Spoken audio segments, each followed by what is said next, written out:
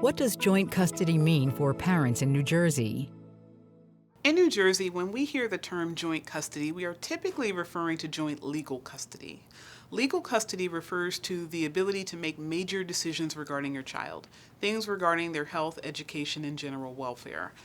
Whether or not your child is going to travel out of the country and require a passport, whether or not your child is going to have surgery, whether or not your child is going to go to parochial school or private school.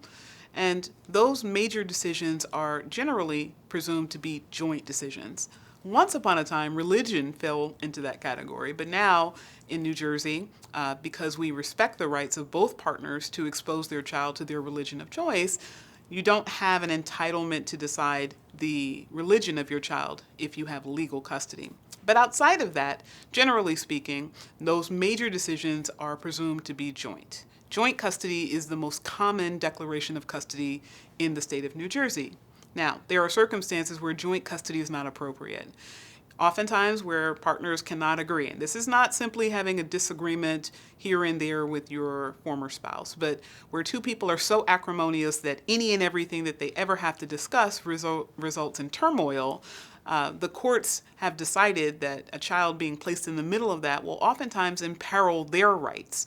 And so for that reason, in those circumstances, and those are not very common, you'd be surprised, even though most partners don't agree when they divorce, that's oftentimes why they are divorcing, they can oftentimes reach a resolution about issues regarding the child.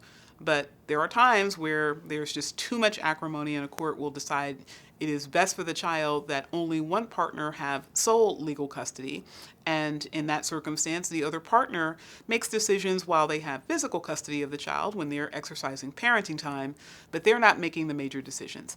That also is not preferred, because both partners have a constitutional right to parent their child, both mother and father, and other legal parents. So it's important that you consider when you make a request for sole legal custody that the court is not likely going to grant that very easily. Now, there is one last type of legal custody, and that's kind of a hybrid model where both partners have legal custody, but some decisions are universally made by mom and some decisions are universally made by dad.